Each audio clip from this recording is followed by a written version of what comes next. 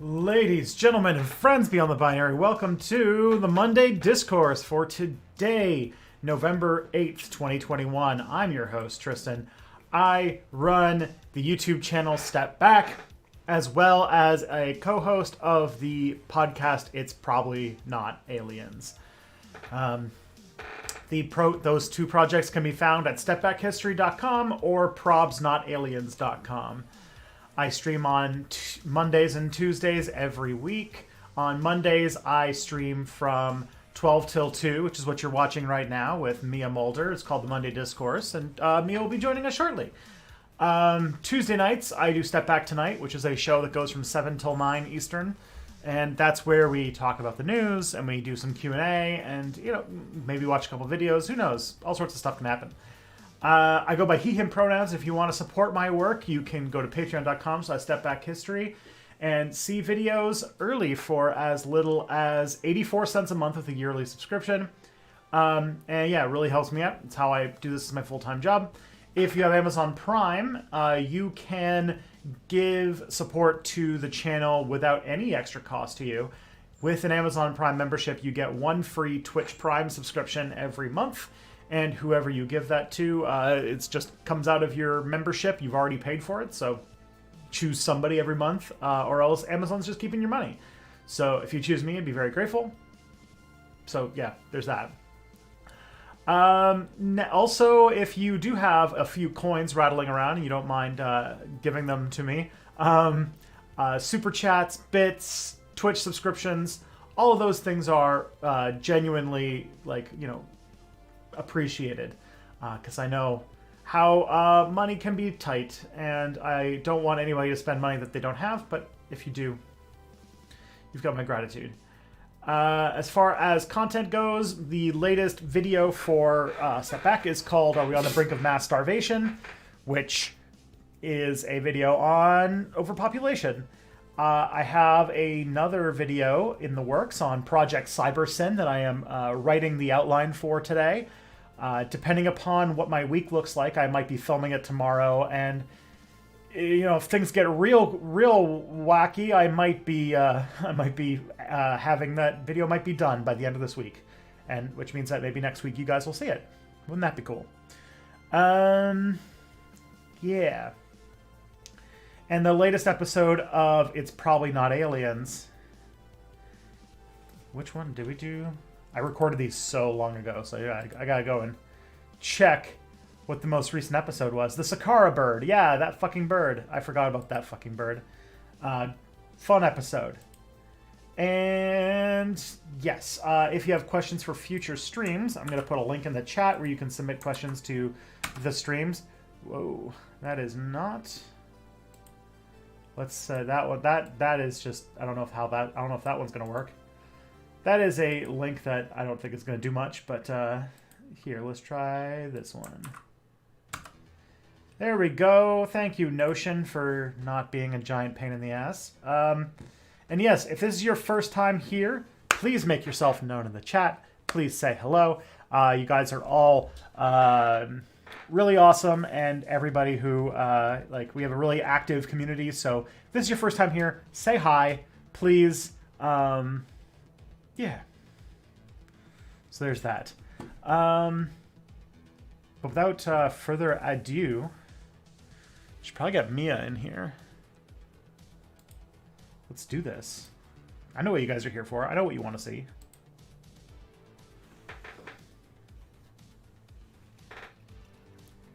Hello. Once again, we are doing this stream. Yes. Welcome. Hello. Thank you for having me. My name is Mulder. I'm here. Yes. Everything's working on first try, which is a unique experience for us. Mm-hmm. People might know you as the main villain of the hit TV show Money. Yeah, exactly. Yeah, I'm the primary antagonist for the first half of the season. Yeah, exactly. Yeah, I'm hearing a lot of Mia Mulders in the chat. It's been a minute. It's been a minute since that meme has been around. Yeah, but it never fully dies, because once it's out of fashion, then it's fun to do again. Exactly. So it's like an ever-repeating loop. Yeah. So you should tell all the nice people in here who you are and what you do. I am Mia Mulder, and I. What the fuck do I do? I make YouTube videos about stuff that are cool, that are fun. And I just ate half a mud cake before coming on this stream, which was probably a mistake. Because now I'm tired. Oh no. Because mud cake does that. Um, fuck. No, but I'm good. I make YouTube videos. They're fun. Occasionally, I stream video games here on Twitch, or on Twitch if you're not on Twitch. There you go. Today I played a bit of Workers and Resources Soviet Republic and built a coal mine. Oh, cool. I was really curious if Do Not Eat Us played that game. Yeah, I'm not sure if he's heard about the hit new game Workers and Resources Soviet Republic. Somebody should ask him. I think a lot of people should ask him if he can, if he has. He'd probably like it. Now, today is going to be a fun day. So, I don't know if you saw this, but basically every single person who was in the address book of Jeffrey Epstein is starting a university together. I have not heard this. What is this? Okay, this is a very fun story. So, Barry Weiss, who you might remember as I think there's a cat trying to break into my office. So Barry Weiss, who you might remember as the former New York Times conservative columnist who kept trying to make posts, and by posts I mean opinion articles that were so stupid that she would eventually get canceled and that they would fire her. But she kept posting dumber and dumber articles and kept not getting fired, so she eventually quit, citing free speech reasons, because they were censoring her by constantly releasing all of the articles that she had thoughts about. Yeah, incredible. Yeah, so she quit, and now is starting, I shit you not, a university called the University of Austin. Sure. Okay. And oh boy, I gotta tell you who is in this one. So let's see. Let's see who we got going to this university. Okay. I found an article. A university So dedicated to the pursuit of truth. That's how it sells itself. Oh, the fearless pursuit of truth. As opposed to every other university. Yeah. So, in the history of the world. So here's the very fancy faculty at this university that is going that, and just listen to the absolute hits. Don't stop coming. Niall Ferguson. Niall Ferguson, otherwise known as the worst historian. Yeah. Heather Haying, Barry Weiss, Peter Boghossian, David Mamet, Pano Kenelos, Robert Zimmer, Joe Lonsdale, I gotta get some good ones. Steven Pinker. Steven Pinker's in there! What?! Andrew Sullivan. Oh boy, let's see what we got. The fact that we both saw the Steven Pinker together is very funny to me. Yeah, so... What the fuck is he here? So it's not an accredited university, so it's a university that does not offer degrees. Oh, cool, so it's PragerU too. Yeah. The sequel to PragerU. And somebody's pointed out that, like, almost everybody in this... Not almost everybody, but, like, a surprisingly high amount of these people who are signed on are people who have had trouble getting work ever since they had extremely close connections to Jeffrey Epstein. God. Yeah, so they're trying to sort of, like, uncancel themselves. Or, like, untaint their own reputation by making a university. Yeah. And then apparently some of the other ones also have... So this is the Free Speech University with Niall Ferguson, a person who has gone on record for hiring a TA to spy on the student union. This is on student union activity. Then, Barry Weiss, the person who tried to cancel herself so hard, and when the New York Times, a bastion of bad opinions, finally didn't fire her, she self-canceled. And Steven Pinker, the author of tons of books that are just everything's fine, don't worry about it. Who has not been working a whole lot because his close relationship with Jeffrey Epstein seems to be becoming a thorn in everyone's side. By the way, Pim Corymans, thank you for the €5 super chat. Not a question, just glad both of you are doing well. Well, that's good news. Oh, thank you. Thank you. So this is going to be fucking hilarious, I think is the answer.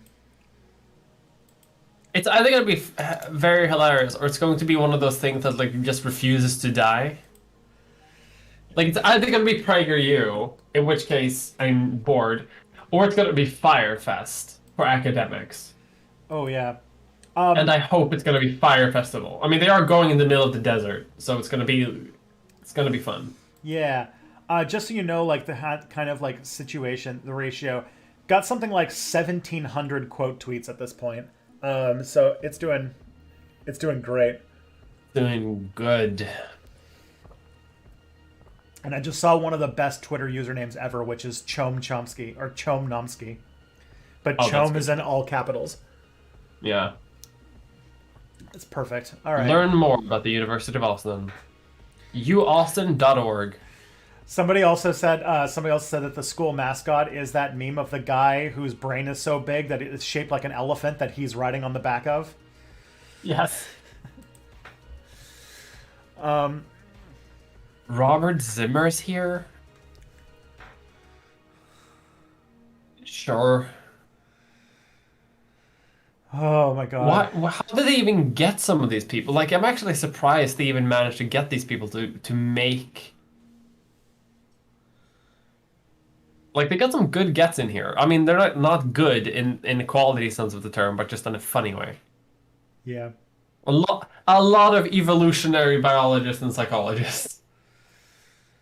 Like a surprising amount. I'm just noticing on their board of advisors page, I can see the word evolutionary come up quite a lot. Yes, this is gonna be freaking hilarious.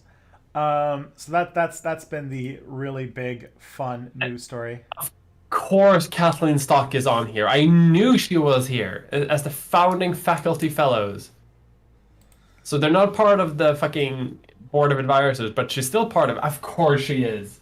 Of course she is. Who is this? Kathleen Stock is a philosopher at some university who is very upset that a PhD person in philosophy is saying that she does bad science, which she does, because the only thing Kathleen Stock has been doing for the last like 2 years has been complaining about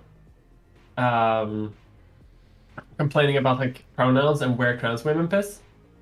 So she quit she also self-cancelled from university because people put up pride flag trans pride flags at work, and she claims that it was like to harass her, even though she only started talking about trans issues like 2 years or so after the trans flags came up in the first place, because the flags came up in response to like Donald Trump doing some. I mean, to many trans folks, trans people existing, they claim as harassment of them. So yeah, and that's exactly what Kathleen Stock is doing. And I'm just like, I saw her name in the article and I was like, she has to be involved, right? She has to be, and of course she is. Yeah, with her bad philosophy. I first of all just love the concept that it's a university of people who. Even though they're people who all had gigantic platforms and like tenure positions at universities and could never be canceled, who are complaining about cancel culture, even though they've never ever had. Like, Barry Weiss complained about being canceled when she had an opinion column at the New York Times. So she would write, she's one of those like people who would write opinion columns in the most widely circulated newspaper on earth about her being canceled. It's great. I love This is just an absolute wild. Yeah, everyone's kind of just, it's PragerU too. I'm actually getting into this. I'm going deep into their website. I'm looking at their undergraduate program that they're hoping to establish in a few years. Yeah, in 2024, they hope to have an undergraduate program. They want people to actually do this. It's a 4-year program, for some reason. I don't know if that's normal. It doesn't really specify what it's for. It just says that students will study will consist of the study of philosophy, literature, history, politics, economic, mathematics, the sciences, and the fine arts. So if you like doing anything, they gotcha. Oh my god, you just showed me the Joker. I'm going to start a university. Oh man, yeah. This I hope that this story is going to be as much of a hilarious train wreck as it looks like it's going to be. So everyone's like saying it'll be Trump University too. Yeah, that's true. There's an unaccredited university. Isn't that fun? I'm trying to figure out how to, because they have a support us page. Oh yeah, we have to figure out what the grift is coming from. Yeah. Okay, I'm gonna sign up to this. You will receive receipts and notifications at this email address. Fuck yeah. Join us in building a university building. Ba ba ba ba ba ba ba. Their minimum donation is $10. Is this a one-time fee or a monthly fee? It doesn't say. Oh boy. $10. I'm not gonna donate. Okay, so it's just you just pay them money and get nothing in return. I love it. This is so stupid. This is the best thing I've ever heard about. I found out about this 17 minutes ago, and I'm so happy you told me. This is the stupidest shit. Yeah, so I can't wait to see what adventures they get up to. Unaccredited universities are always just a wild space, so kind of surprised that Jordan Peterson isn't at that university, for real. Although Jordan Peterson is a tenured professor at the most prestigious university in Canada, so I don't imagine he's going to go anywhere soon. That paycheck is just too juicy. He probably makes $200-300K a year off of that alone. So why Austin? If it's good enough for Elon Musk and Joe Rogan, it's good enough for us. Yeah, Austin has very low property taxes. That's literally a thing that they're saying. Oh, that's their copy. You're gonna kill me with this. Fine. They're buying land. They're in the process of securing land in the Austin area for a campus. So not even a building. They're just gonna get land and then build a university? Yeah, and if they're asking for $10 donations, I imagine that the funds... I'm just trying to think about where they would get an endowment for the building and everything like that. And it's oh man, it's gonna be sad. They're gonna have a former YMCA or something like that. This is 100% going to be a Trump University thing because they have a thing called in the summer of next year. They say they want to launch the forbidden courses, which is obviously marketed towards people who want to be as edgy as possible. I'm studying the forbidden arts that the woke people don't let me study anymore. This is so fucking stupid. Thank you for showing this to me. I love you. This is so dumbass. Now, here's the thing that nobody's talking about that I feel like is very important that we need to find out, which is one, what is their football team going to be called? And two, what is their mascot going to be? The two most important questions. I mean, they're gonna be the Austin Councils. Oh man. Yeah, they're just gonna borrow all of the mascots of all of the racist sports teams that had to retire their mascots, and they're just gonna take all of them. Oh yeah, I mean they're gonna be called. I don't even know if I can say it, but the one that they changed recently, that featured a Native American, and that became a huge thing. Yeah. Then that's what they're gonna have. They're just gonna continue that. Just gonna steal Washington's team. Yeah, the Washington team. Yeah, Oh boy. that's what they're gonna do. For a second, I was thinking that they were gonna do just like a blackface guy, as like a guy, just a guy in blackface, and that's their mascot.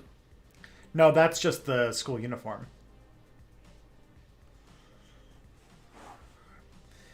Motherfucker, that's good. Yeah, well, I mean, they want to get Justin Trudeau to be a student, so um, they're adding that to the uniform at home. Yeah, they're encouraging it. This is amazing. I love this. This is possibly one of the most ambitious grifts of the weird cancel culture right wing people. Yeah. So, what's it called? The fact that so many are like they seem dedicated to this too. Oh boy. Like it doesn't seem like they just want to scam people for money. It seems like as you said, like a lot of them have like left actual positions to do this. Someone should check if Texas might just happen to have the lowest age of consent in the United States. That also could be a reason they moved it to Austin. Yeah, probably. It's gonna be the one university where Jeffrey Epstein, the entire class is just gonna be like Jeffrey Epstein was actually like a really nice guy, and he's just very misunderstood. That's the program. It's like that meme I sent you about what's the age of consent in every state, and the libertarians are like through for how I like. The mentat. Yeah.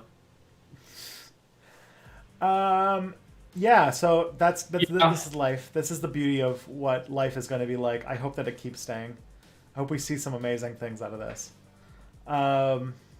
Okay. Me too. This is gonna be good. I know it.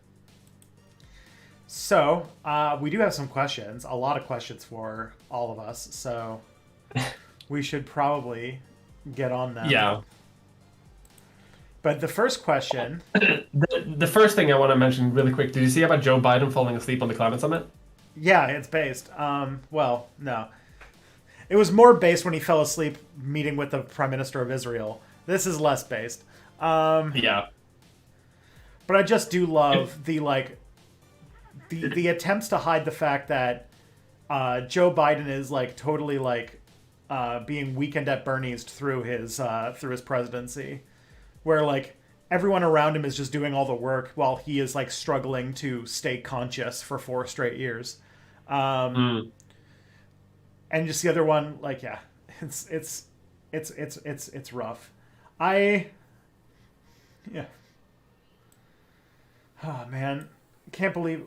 And then and also his approval rating is down to 38% now, which might be the biggest drop in American history. I'm not sure. Yeah, it's he has record lows. He is the second most disliked president in American history, except for Donald Trump, Yeah. who is number 1. So that's going great. The midterms are going to be so fun. Yeah. Oh boy. Then they won't have to at least they'll be able to stop pushing this like, oh, Kirsten Sinema and Joe Manchin, they're the bad guys, because that's their trick, right? Like they're setting them up to be the villains so they don't have to do anything.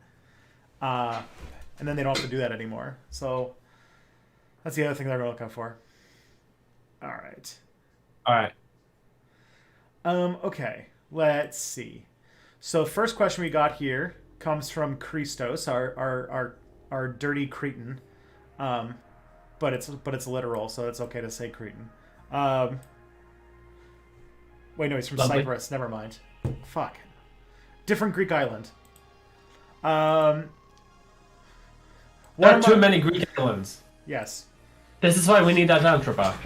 I'm anti-colonization, but it's like the what's it called? Like Greek colonization that they did like really early on. Now, guys, I got a buddy whose family's from Crete, so I called him a Cretan. Okay. A question of free speech and equality of speech. Should A, the First Amendment apply to private organizations like e.g. workplaces or platforms? And B, should the fairness doctrine apply to both the public sphere and aforementioned private organizations? Okay. I have no idea what the fairness doctrine Yeah, this is the fair... Okay. Let's get this out of... These are all very American-centric-y things. So, Okay, yeah. Basically, yeah. The fairness doctrine is that whole thing where, like, if you want to talk about climate change on the news, then you have to have an anti-climate change person there, or else it's unfair. It's the like both sides thing that like journalists do. Hmm. All right. So should the fairness doctrine apply to both the public sphere and aforementioned private organizations? So basically, should you be able to say anything you want at work or on platforms? Should you be able to post anything you want and not get banned because First Amendment?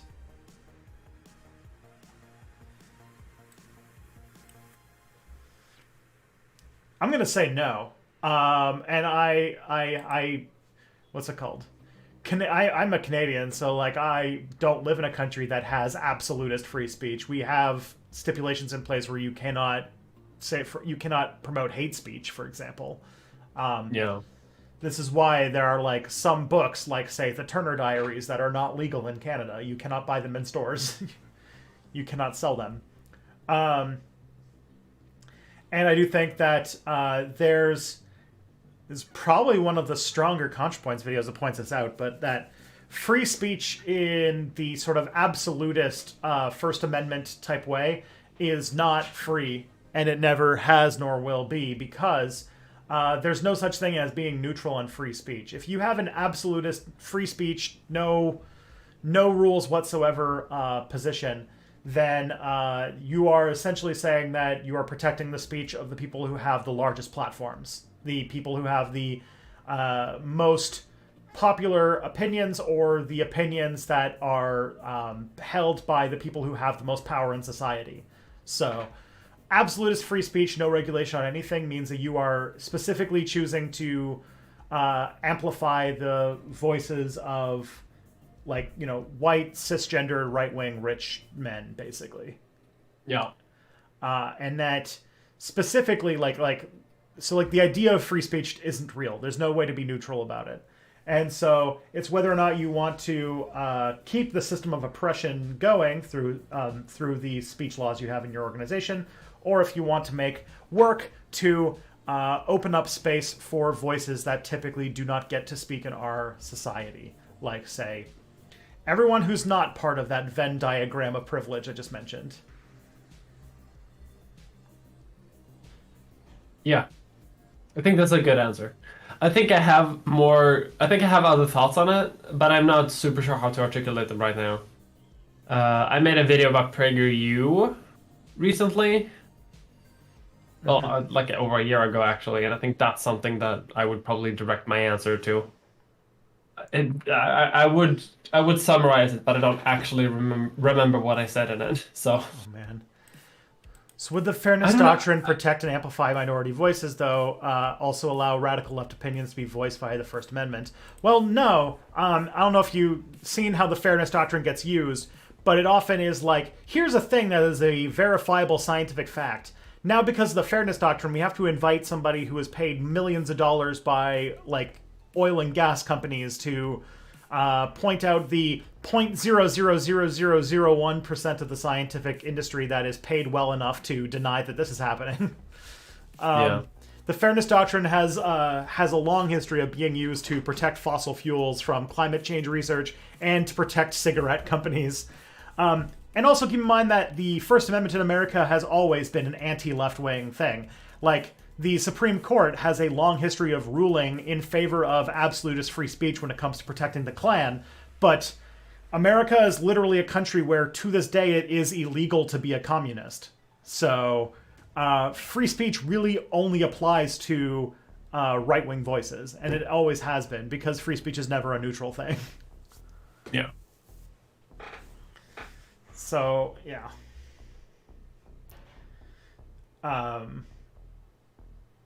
That's like, I don't know, like, I think that I worked for an organization that had a more absolutist idea of free speech, and this is where I disagreed with them, because I do think that making space for hate speech and for actively damaging speech like climate change denial is intentionally making room for undermining the world. Noam Chomsky said the First Amendment was extended by labor unions, though. Yes, it has been, but it has also. This is the thing that Noam Chomsky doesn't. I don't think it's addressed properly because it has been used as a cudgel against the left far more often. It's been used to protect fascists and those who have powerful moneyed interests. Yeah.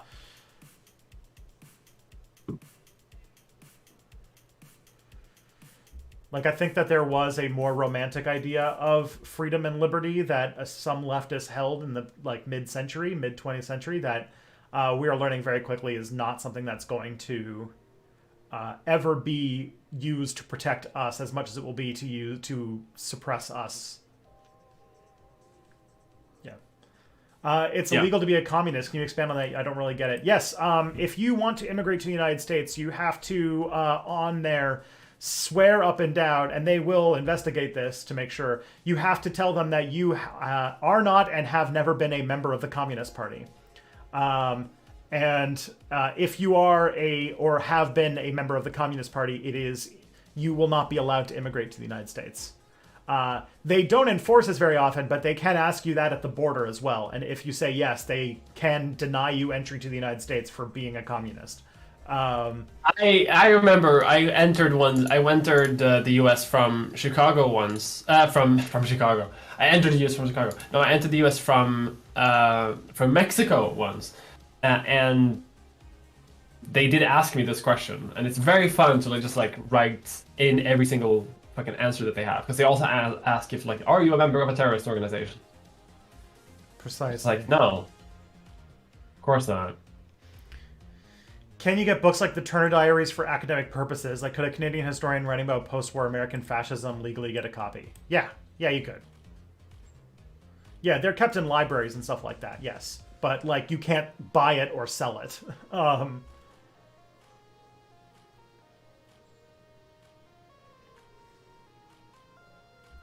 But yeah, I still think absolutist free speech is... This could be a little spicy because America romanticizes the role of free speech in political freedom to an absurd degree and doesn't critically examine it because it's sort of like a thing they hold religiously sacrosanct. And it doesn't work. It's impossible. All right. The next question I got here is from Andreas. And this is a question that was asked for both streams, but as soon as I saw it, I was like, Mia could answer this question, and I could not in a million years. Oh. And that is, what is your opinion on the political situation in Sweden? So I don't know what the hell... I know that you're having some political drama, but I don't know exactly what the story is and where it's gone since the government ended a few months ago. Yeah, I mean, the government got back together, and the prime minister resigned after, and now he's still the prime minister for now, but we're gonna get a new one, because the leader of the Social Democrats is gonna become the new leader. It's not a lot of drama right now. It's mostly just if various coalitions are gonna survive or not. Is the left party going to support the Social Democrats without any concessions? Because if they don't, then the right wing is going to win. So seems like they're kind of forced into doing it. But the left party is also done taking shit. They're not going to be as much of a doormat anymore. If the Social Democrats wants the support of the left party, then they have to actually give them concessions, because that's how you do politics. But there's also a question about whether or not the center party is going to still support the left coalition if the left party is given any concessions, because they're kind of opposed to each other. But yeah, that's it. It's not much happening there, on that front. I think people are just hanging out. Man, Not much is happening right now until the election, because like there are also two parties that could swing the entire like which coalition gets in power or not. But those two parties might not even get over the 4% threshold. oh no.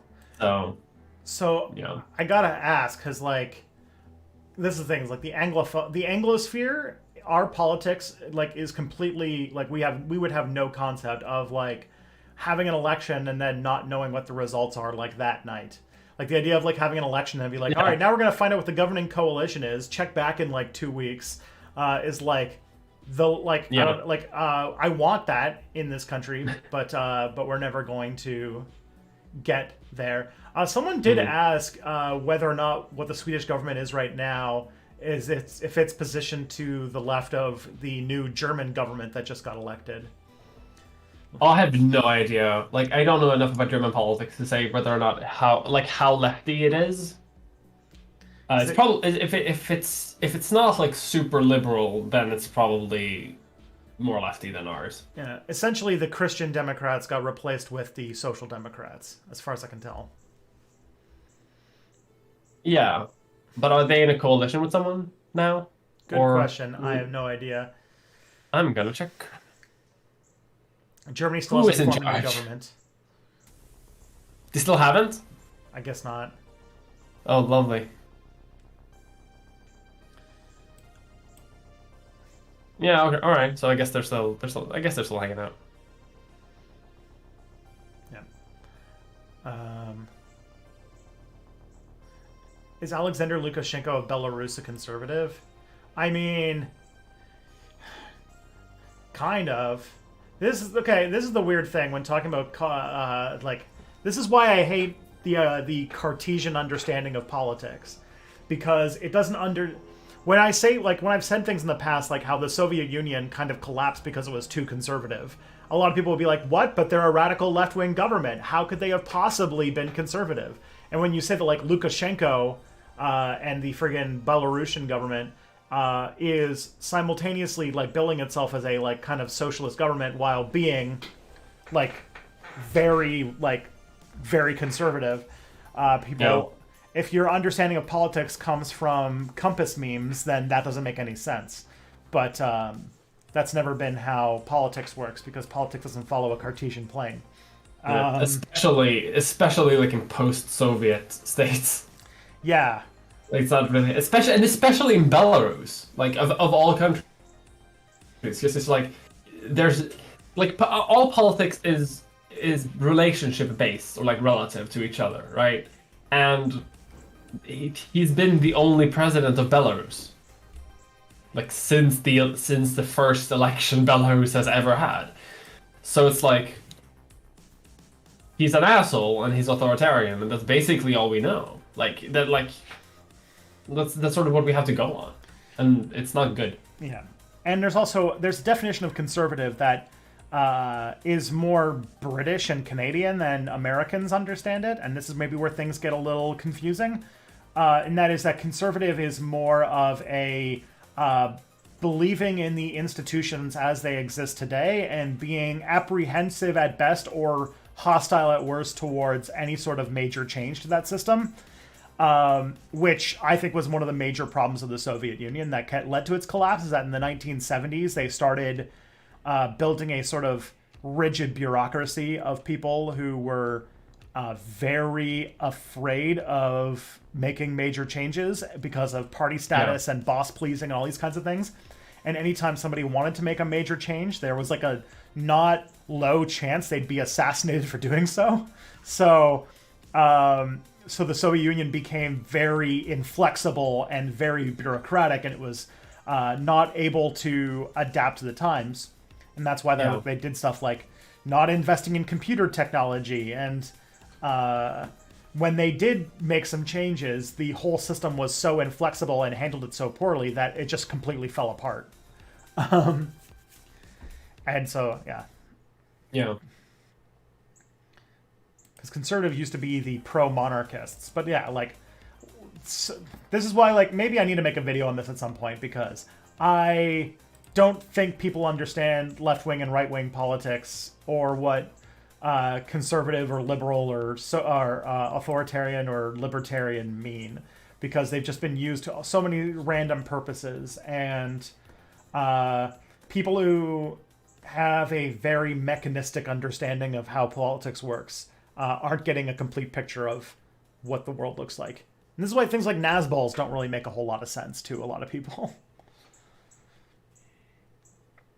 Like the idea that you can, or now, what do they call? What are Nazballs called now? Patriotic socialists. Is that the new word they made up? I don't know actually, but it is very possible. It's like they keep coming up with new names for themselves, so I don't really know, honestly. But like Nazballs being nationalistic and conservative and reactionary, but still having communist politics doesn't make sense if, it doesn't fit on the squares. Yeah, but yeah. I like years ago I wanted to make a video about like political labels, like the one that you sort of mentioned that you want to do, and how they don't really map super well. Well, I guess that means we got to work on it together. If I ever get out to doing it, like I think I tried tackling it once in script writing and just instantly gave up. So yeah. Maybe we should have an idea of politics that evolves past the French Revolution. That's my idea. Yeah. Maybe something that is actually correlates to modern day politics. So this one is labeled explicitly question for Mia. So I was watching Mia's psychiatry video, and while I like the social aspect of it, for example, the rat park, I do have to ask, isn't the assumption that mental illness is only socially constructed dangerously close to moral relativism? E.g., for the laziness as virtue example, one could make the argument that in such a society no one would work, or people would have agoraphobia or depression and have a hard time connecting with others who would suffer if they are seen as okay. In a more extreme example, a society could see calling out abuse as a mental illness, even though objectively abuse harms one's mental health. Does that fit in with the idea of social construction of mental illness, or is there an actual objective metric we can use, biological or otherwise? I mean, I feel like it's a bit of an unfair read to say that I'm advocating for like an entirely social construction of mental illness. I do believe that what I'm saying is that there is a social construction of mental illness as well. Like mental illness is caused by many societal factors, but not entirely. Like people, like there are still mental illnesses that are psychological and psychiatrical in nature, right? That do come from the brain, or come from like bad brain chemistry, or like interpersonal relationships. Like there are many things that are actually like that fit within the confines of like traditional psychiatry or psychology. Schizophrenia is not a social construct. Yeah, exactly. But I don't think that that's something that I talk about. I don't think that I say that. I do. I definitely talk about like that a lot of problems in society, are misattributed to psychological issues, but that doesn't mean that psychological issues don't exist. I think and the rest of the question then I think sort of falls apart a little bit, because I didn't mean Mia was suggesting that, but what metric can we use that would be reliable? Well, I mean, there isn't really one, is there? Like that's the problem, that there is no objective line between like what is socially constructed and what isn't. But the only thing that we can do is to keep questioning that, like where that line should be, continuously.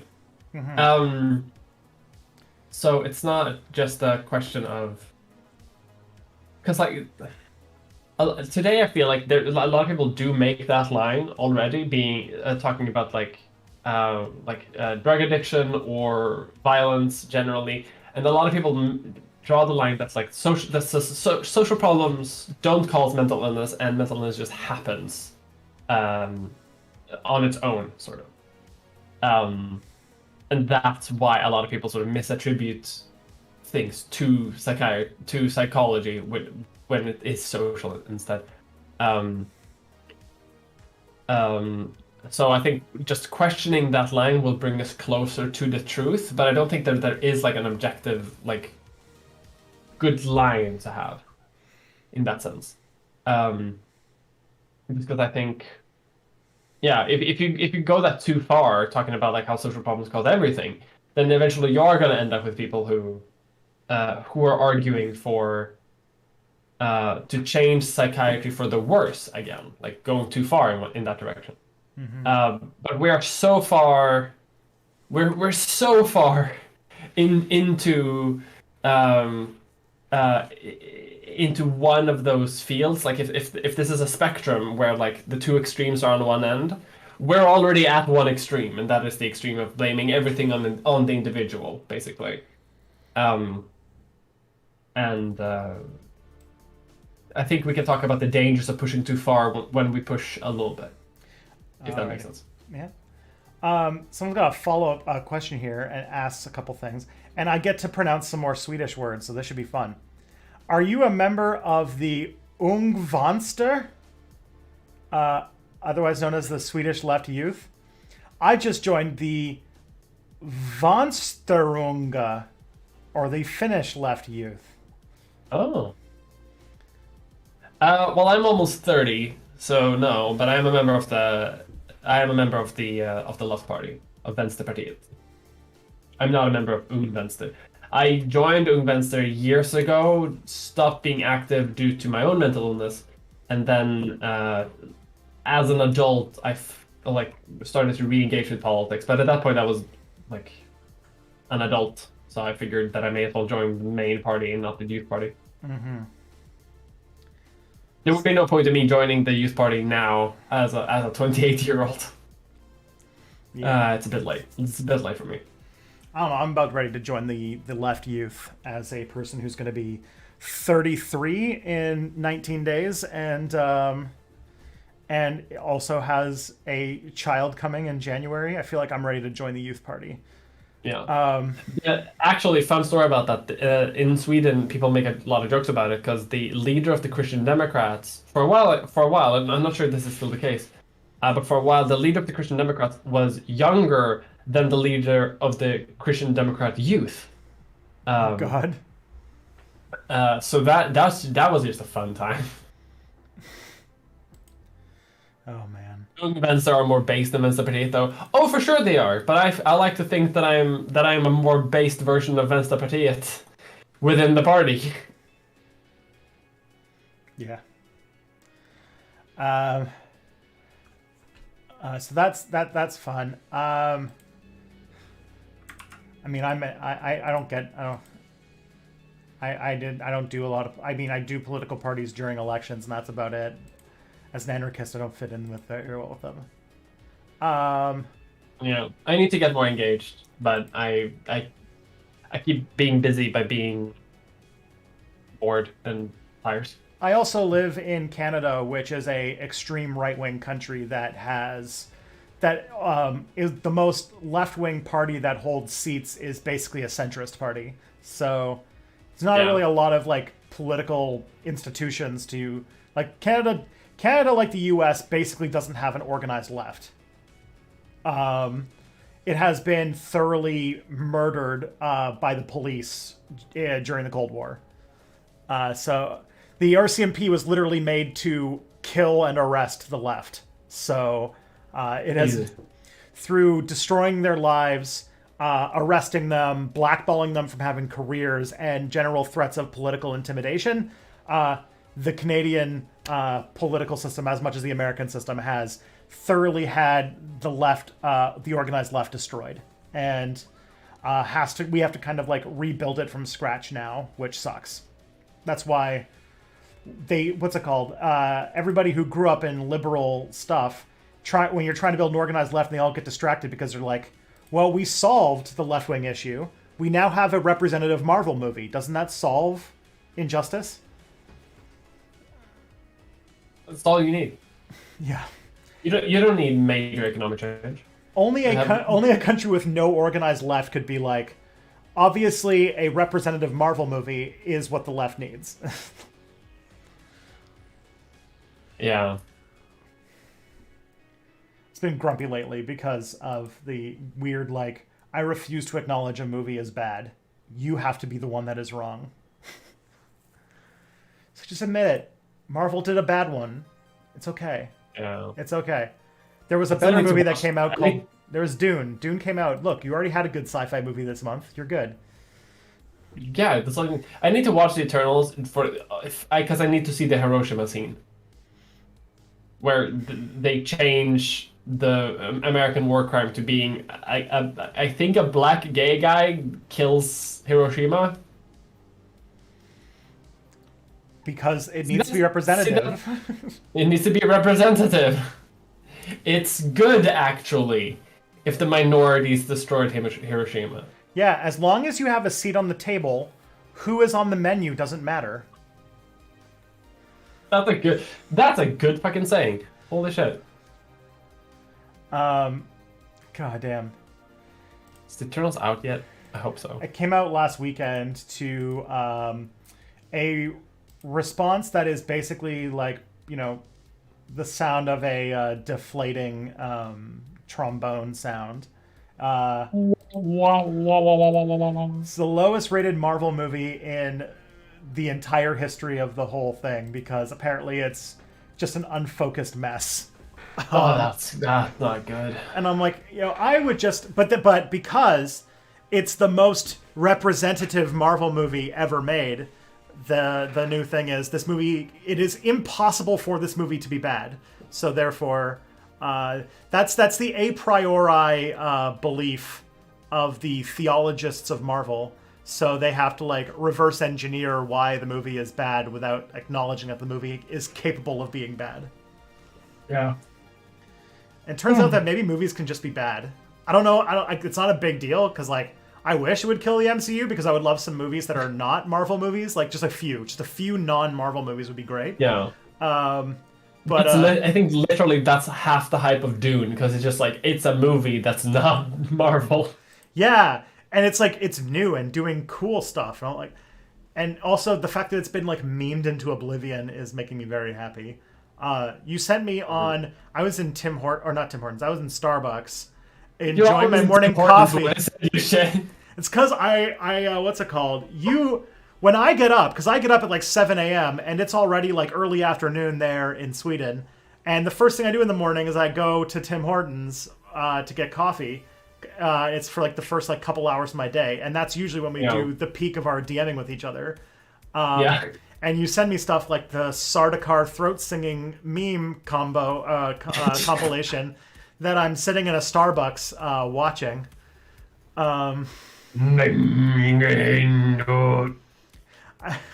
That's what I binge watch, by the way. That's what I do now. Sardaukar chant meme compilation. This is 10 minutes long. Everyone should watch it. Oh, thank you for the $5 Canadian super chat there, Matt. Keeping an eye on a story for next month's PLN. Workers at Image Comics have created a union. Dang. You know what's wild about that is that I didn't realize until like after seeing it 40,000 times that they have like rows and rows of people with like their throats cut or something, and they're just like bleeding down these like what's it called? Like these like aquifer blood aquifers into these pools that they're using to do the Simba thing on all of their foreheads.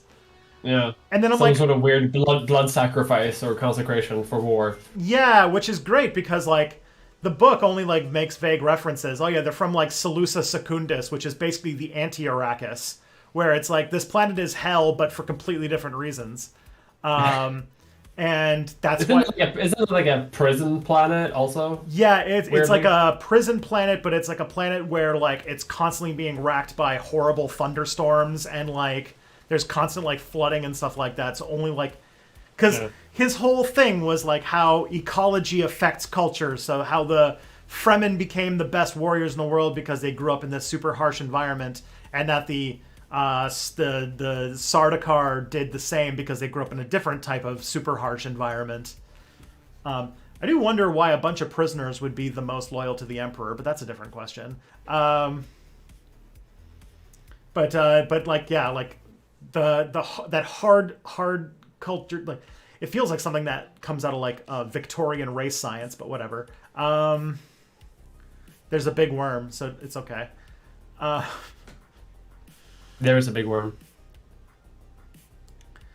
I need to rewatch the fucking. I need to rewatch Dune again. Yeah, 2 times was So not enough fucking at this good. point. And it's just like because it also like just it looks. I know we're like back on worm posting, but it also just like I'm like wow, a movie that looks different from all of the other like effects driven schlocky Marvel feel movies. Like there was no scene where like they make a pop culture reference or somebody says some like witty line to undercut an emotional moment. It's like no, Imagine a pop culture reference in Dune, though. yeah.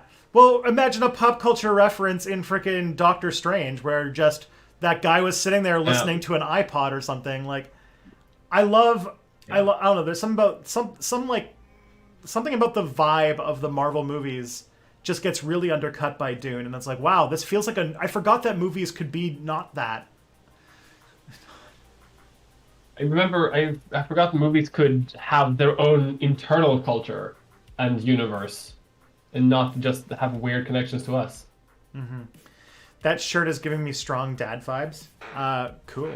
Yeah, this is my like fall sweater. It's also really big on me right now, but it's my sweater. It's the one sweater I own. Doesn't Disney make Marvel movies specifically so they can be made into gifts? Probably. That wouldn't surprise me. That's the thing. It's Yeah, we're both. I think we're gonna say the same thing, but like you go first. Dune. Like one of the things that makes Dune so good is that it's so anti-memeable that it's become super memed. The fact that again, I know I've talked about this before, but the fact that the Sardaukar chant with the blood sacrifice and the guy going like this while throat singing, the fact that that's a meme is not normal. That's not supposed to happen. Yeah, the fact that the best part is that it's been remixed into a Eurodance song where he's got glow sticks and stuff like that. I was like, okay, yeah, we're good. It's so good though. Yeah, I can't wait until the next Dune. Like I'm actually more excited. Every time we talk about Dune, I'm gonna talk about this for the next half hour now. Every time we talk about Dune, I get more excited for more Dune. I can't believe I watched Dune.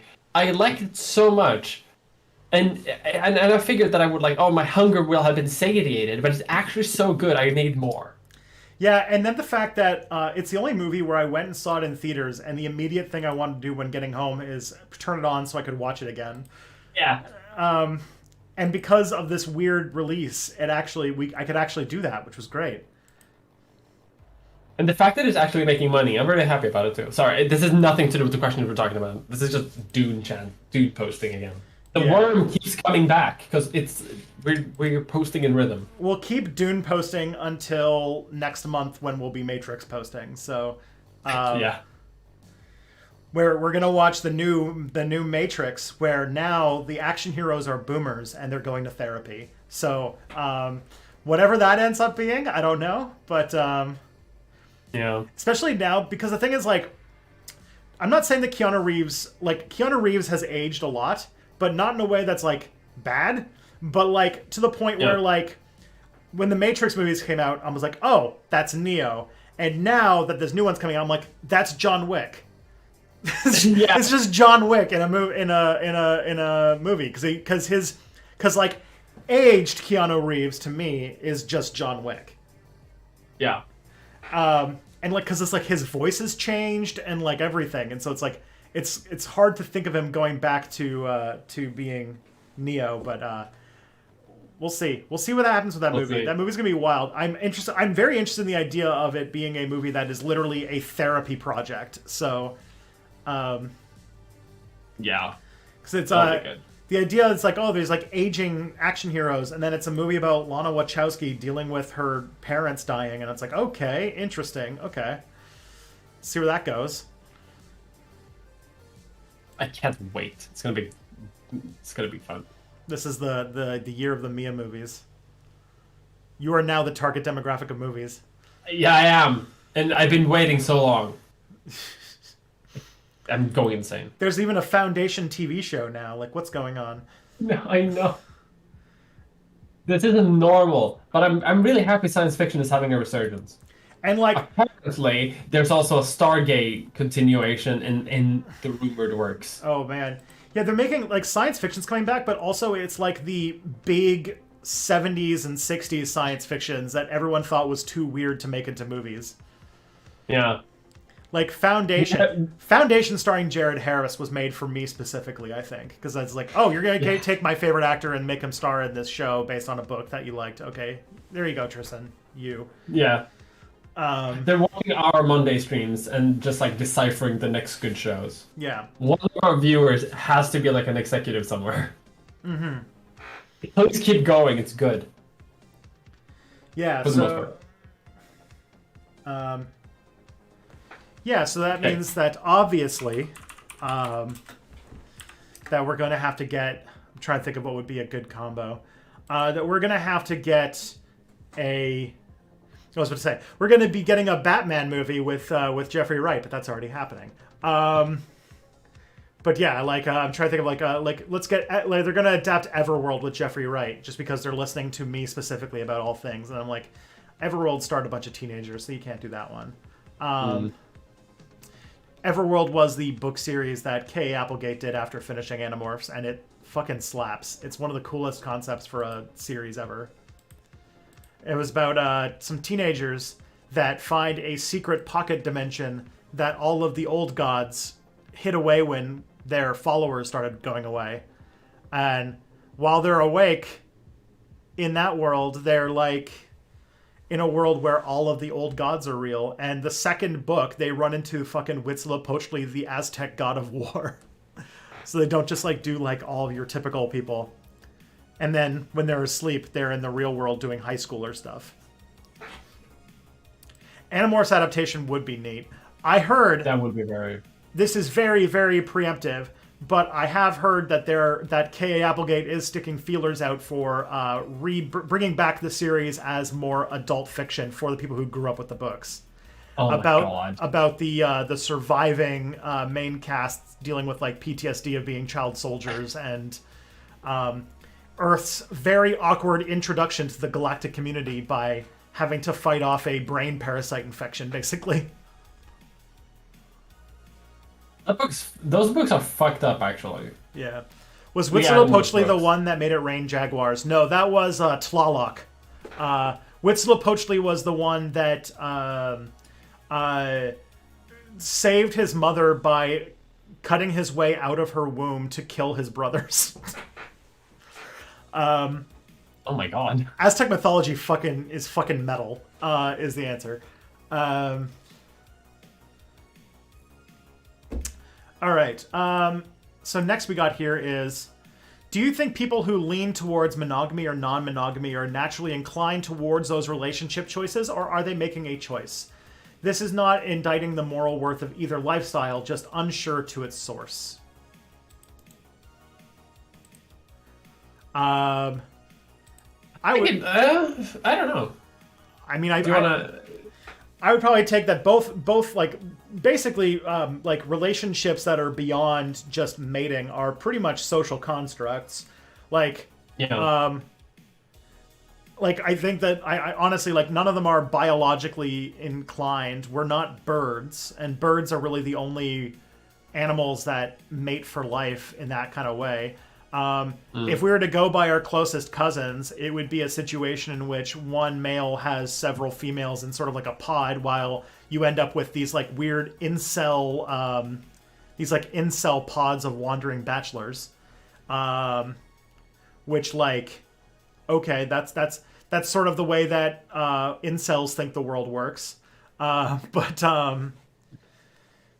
for the most part, like it's a social construct, and we like a monogamy was probably developed as a way to ensure inheritance works because we based material gain through inheritance. But honestly, we don't live in a world where that's an issue anymore, so we should probably just do whatever feels good for us. And I don't really feel much pressure to change it or drastically alter it in any given way, as long as everybody's like living a life that they're happy with. Yeah, I think that's a pretty good answer generally. I think that I do think that people have different like lifestyles that fit better with different like relationship styles. But I don't think that's like naturally, like as you said, like that's more that again, that's just more social stuff. I mean, I've been in both like monogamous and polyamorous like forms of relationship, and it's just different for different like life situations and styles. So yeah, it's not really a question of like natural tendency or choice, as you say. Like I think you answered this perfectly. Yeah, because like, I guess yeah, just whatever you feel comfortable with works. Yeah. And honestly, the way that is based out of nature kind of is really not great. So Yeah, the argument to nature is never gonna be a good one. man, Animorphs is so based. I love that they made it that it was a kids book series where the overall major theme is that there is no way to really win a war, that it destroys the victors as well as the defeated, and that Yeah. that you never can really come home from being in actual combat. You will be scarred for life. And that the people who are the brave, this is a little bit of a spoiler for the book series, but that the people who are the bravest and the strongest warriors are the ones who die, and they die regretting every decision they made. Mm. So I yeah. need to follow I need to follow this person on Twitter. So yeah, I feel like in our current moment, I feel like that would be a very useful book series to re-examine in modern day. So that's exactly why it will never come back to what's it called? It will probably never get adapted because it's so anti-war that they will never adapt it. The Pentagon would never approve it. Yeah. But the base scenes of Axe just like discovering food for the first time and going hog wild would make some objectively hilarious cinema, but whatever. Oh God, you know so much more about Animorphs than I do. Listen, if we don't have a science fiction series where we see cannibalistic space centipedes that eat everything that they can touch, teaming up with their other enslaved race of walking dinosaurs with wrist blades, fighting blue space centaurs with eyeball stalks that can transform into animals, I don't know what you want. I don't understand. This is. Oh, fuck. You're basic. Okay, no, I get it now. It's like Digimon. Just K. Applegate had a very the aliens in Animorphs were particularly alien. Yeah, it's good shit. Yeah. So yeah, there's my Animorphs cred for everybody. I read the shit out of those books as a kid. Okay. Next we got is okay, here's a TTRPG question. I'm very curious about where to come out on this one. Should cis TTRPG players be allowed to play trans or NB characters? I've seen this discourse on Twitter recently. While I know there are problems with it preventing representation and perhaps making stereotypes, I also know many queer people with which they discovered they were queer through playing. I will also mention that, yeah, this discourse has come up when it comes to, like, I guess, like, it makes more sense when we're talking about LGBTQ stuff, because there's been talk about, like, you shouldn't play a character that's a different race than you, but that's a different conversation, I think. Probably, yeah. I wouldn't know how to answer most of that. But I would say when it comes to like trans shit or sexualities, I would say go hog wild, have fun. Yeah. I mean, I think I mentioned this a few times earlier as well. Like as long as you're respectful about it, especially when it comes to like just playing a tabletop role playing game with your friends. When you're hanging out with your friends, you have way more like leeway in terms of what is respectable than it is like if you do stuff like on Twitter or if you do like a public media thing. So because I feel like it's a different standard for like if actors play trans characters, right? But even then, I've talked about on the show occasionally that I think that cis guy actors could play trans women as long as they do it like respectfully and like with good intent and do it like do it like properly and not just as a gimmick. And I would say the same thing goes in for like just playing games with your friends, except the bar would be so much lower because you're with your friends and you're allowed to be a little cringy. That's what friends are for. I have heard of not a non-zero amount of people where their first egg cracking experiences was playing TTRPG characters. So, oh yeah, it's just, so I don't really see a reason why you wouldn't. Why you wouldn't be allowed to do this? Like, I don't really see an argument against it. There may be discourse on Twitter talking about like why people have a problem with it. And like, if someone in the group that you're playing with has a problem with it, then obviously that's a whole different like issue, right? But then that's like an interplayer issue rather than a sort of conceptual issue about like who is allowed to play what characters. Like I think that's a different question. That would be like, why is that uncomfortable? Maybe that's not something for like the cis person to like dig into or like fix in the moment, and then the simplest option would just be to like just play something else. But as a rule, let's go for it. Have fun. Yeah, I run a couple games, and each campaign has non-binary players in them, and have characters that are either non-binary or non-gendered, and they're not played by the same people, which I think is interesting. And also sometimes it makes more sense. Like one of the things that I try to do is that in my games I like that different cultures explore like their identities of gender and stuff like that are different based on the different societies and stuff like that.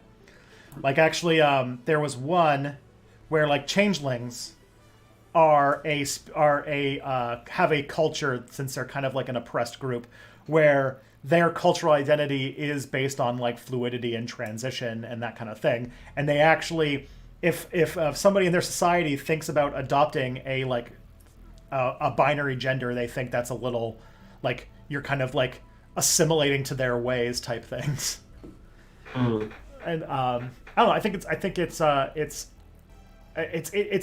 a safer place to explore those kinds of identities and have those kinds of conversations, as long as you're respectful and everybody at the table is okay with it.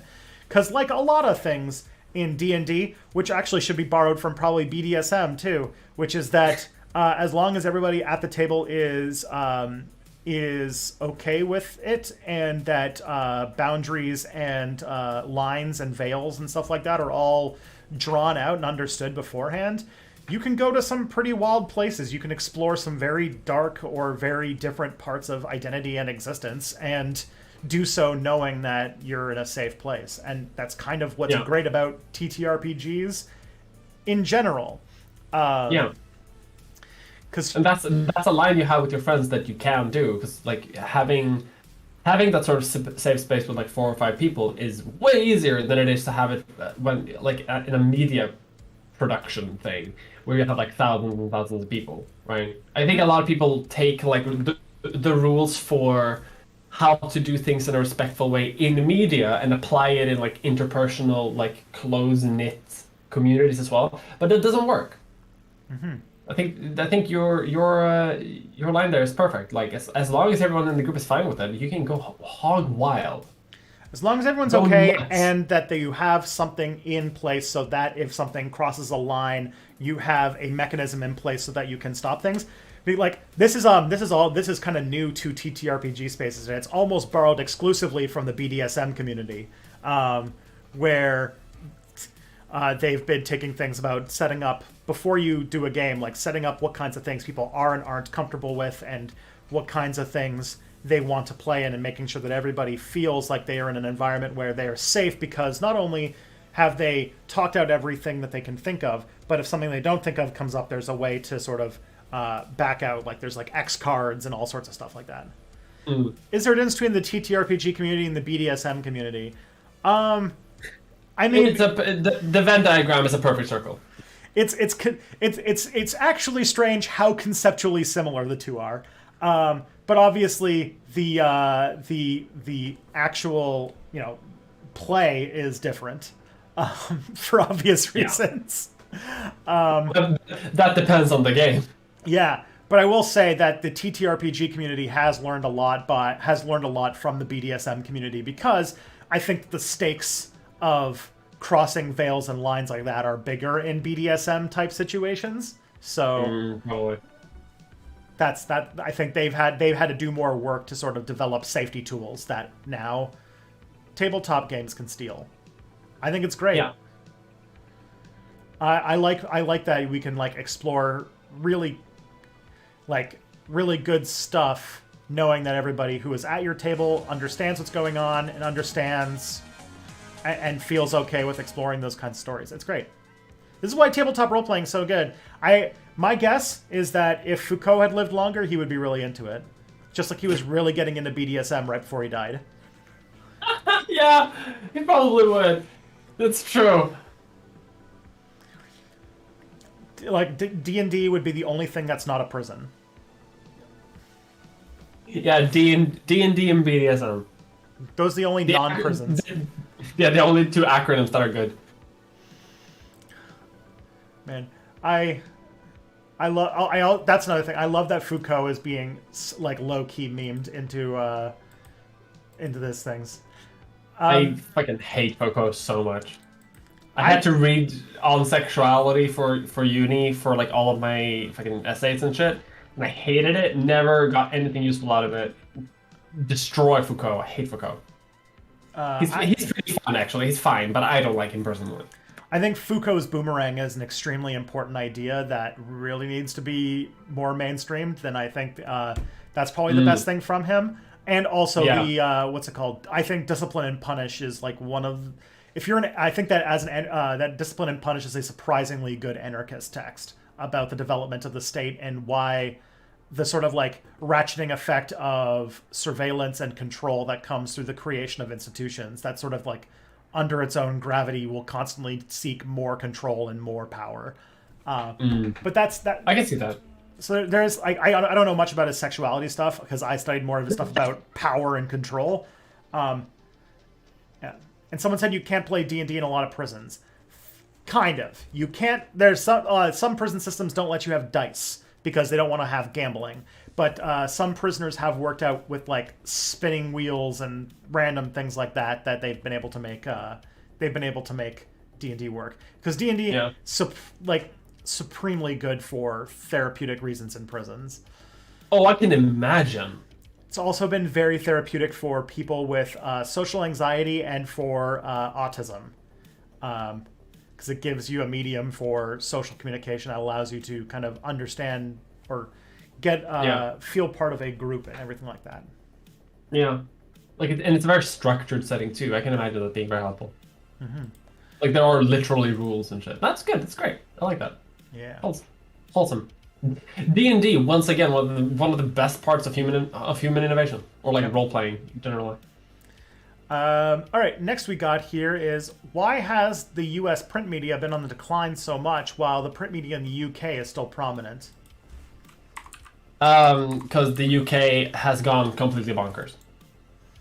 Print media is all over the world, but the UK figured out that if you put hot girls 2 pages behind the front page on the magazine and don't show it online, people will buy it. And you put enough lies on the front page, you get people to buy it, and they're like, "Oh, hot girl on page 3," and that's it. That's literally it. That's how they saved it. That's wild. Yeah, that's why the tabloids are doing great, but the journalistic outlets aren't, because the journalistic outlets aren't lying too much or putting hot girls on page 4. That makes sense. Although someone should really teach British people that there are hot girls on the internet. If you really, I've heard rumor. I've heard rumors, but they're not on CNN.com. That's true, man. If the Guardian starts having a special section, their readership is going to go up. I forgot about the kind of I mean, the kind of special way that the UK journalistic media in general is like way more unhinged than like any other country. Like they've lost their minds in a very specific British way that is that's really wild. Yeah, it's completely wild. It's so weird. Does remind me though that and you'll find this pretty funny is that in Canada for a while we literally had a show called Naked News, which was a news program / softcore porn show where women basically read the news while stripping, like straight up like flat read the news while taking off their clothes. It was one of the weirdest concepts for a TV show ever, but it was a thing that existed. Okay, that sounds painfully Canadian. Yes. Canadians are so wholesome that their porn can't even have has to have at least some educational benefit. Yeah. Okay. Excuse me, I'm just gonna do a quick Google search Of Naked News. I'm kidding. In 1999. What? Wait, is it still going? I don't know.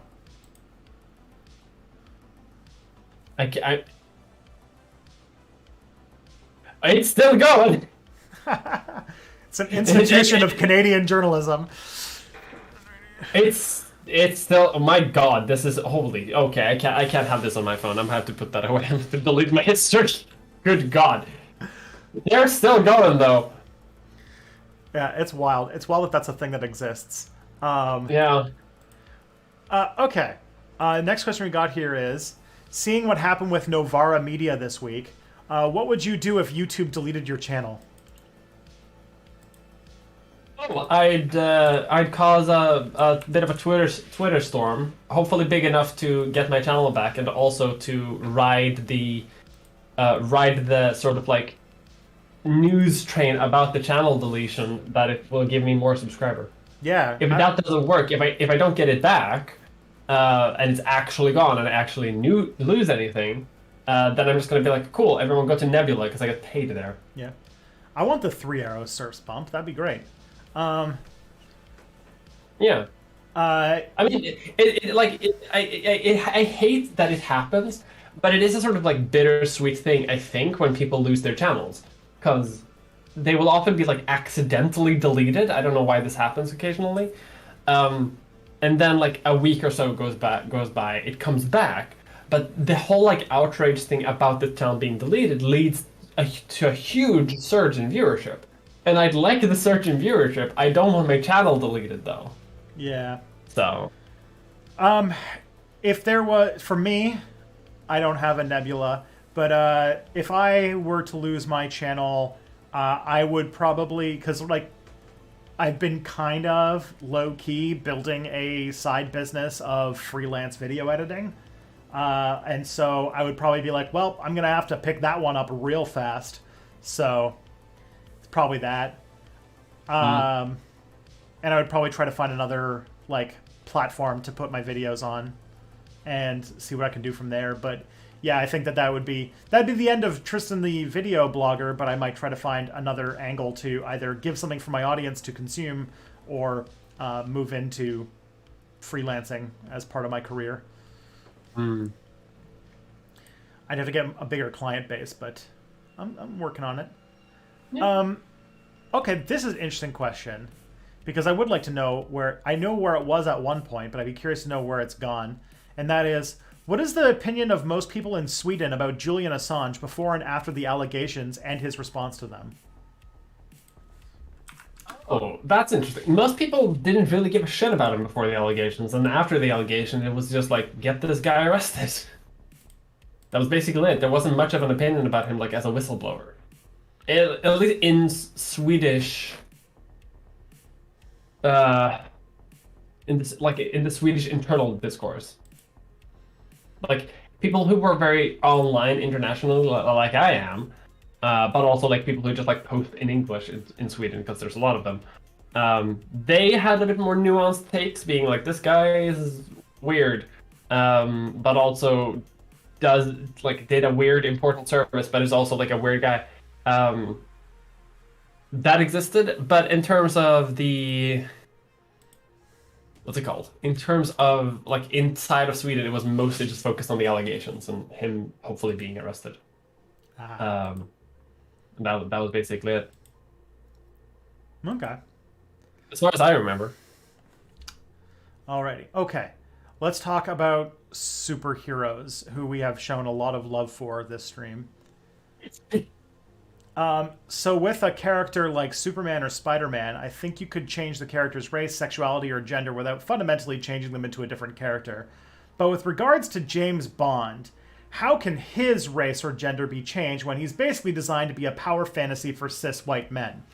Like, I feel you couldn't cast a woman or person of color to play Bond for the reason you couldn't cast a woman or person of color to play Tyler Durden. So basically, Yeah. it's like, can you really recast James Bond when James Bond is a literal symbol of toxic masculinity? It would be like having a female, like what's it called? Female. It'd be like trying to make a live-action Johnny Bravo and getting a woman for the role when he is a character that professionally sexually harasses women. Yeah. I remember a lot of people saying that they don't want like a female James Bond or like any type of other James Bond just for that reason, right? That like instead of and I'm coming around to this. I was initially a bit skeptical, but I'm coming around to it entirely. That we shouldn't take roles that already exist and like change them to fit a more diverse world or whatever, but rather we should make new ones that are more representative of that new world. Yeah, In some ways, it's kind of like, okay, maybe not. It's kind of like just throwing a black face on a like a old white character almost feels kind of blackfacey because the characters aren't being developed with that experience, that identity in mind. And so you're really just doing the bare minimum. You are just putting a black face on an essentially like white coded character and then being like, there you go, guys. We never had to figure out a new thing. We never had to write because like the best part about getting a more representative media isn't just to see the faces being different, which is great, and also having a more diverse cast of celebrity culture and all that kind of stuff. There is something good to that. But also having more diversity and more representation in media would also be about having new stories, new experiences, new ways of understanding and seeing the world being brought to the table. And yeah, if you just have James Bond be exactly the same as James Bond is, but is a person of color, first of all, it's not going to be realistic because James Bond doesn't experience they'll completely whitewash the racism involved and that kind of thing. His entire character will just be different. It's not going to be James Bond except for the name.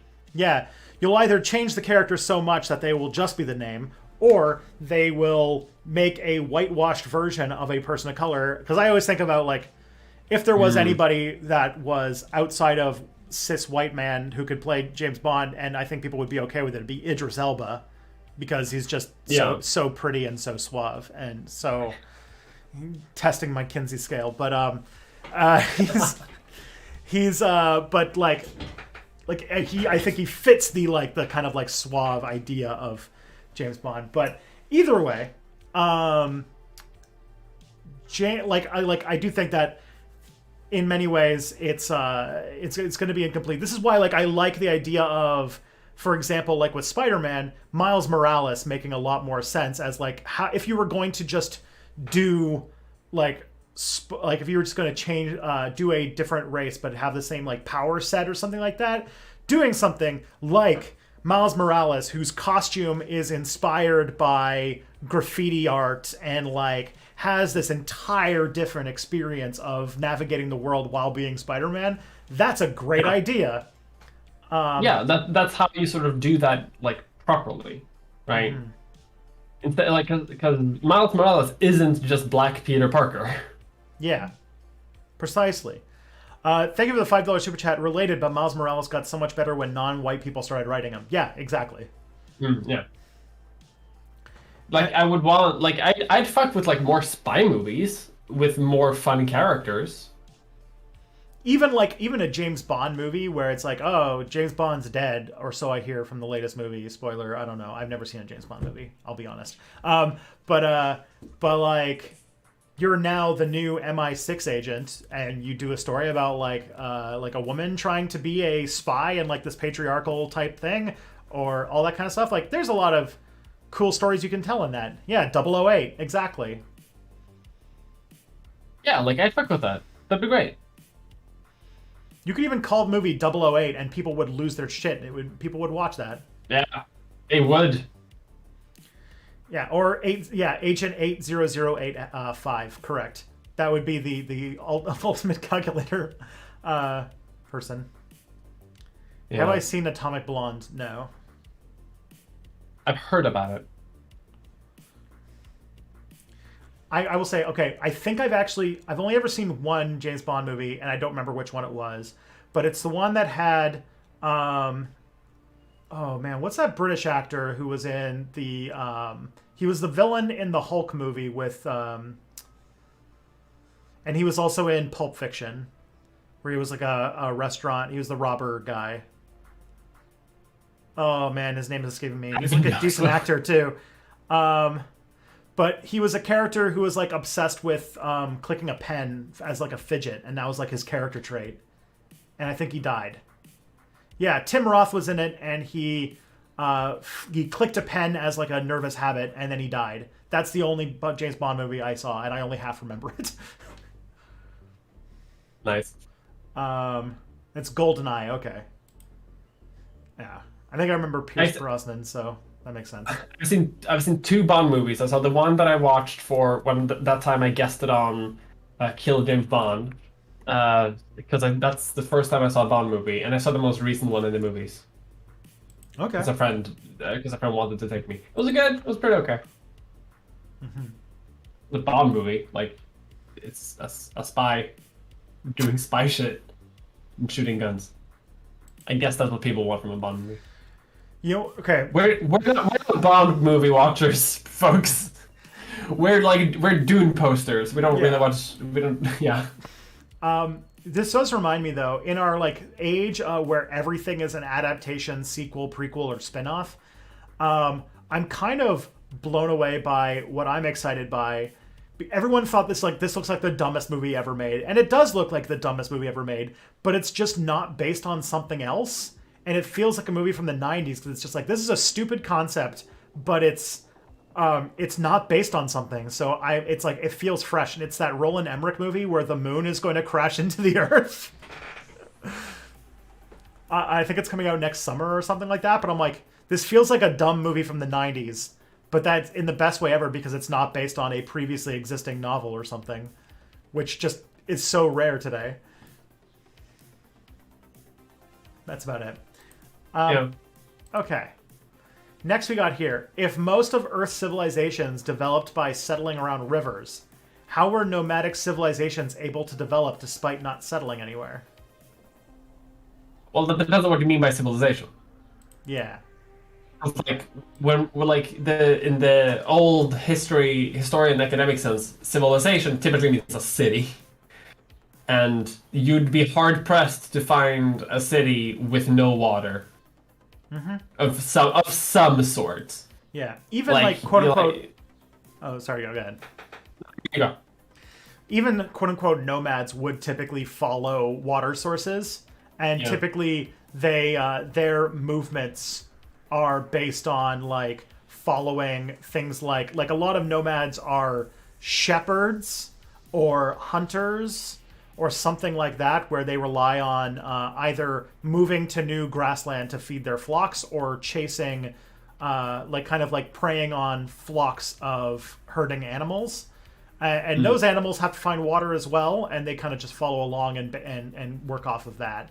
I think a lot of nomads lived in that way. Or it was cases like in the Asian steppes, a lot of them were nomadic because for good chunks of the year, large parts of the area were uninhabitable because of the winter. So they would migrate to different places in different seasons and stuff like that. Yeah.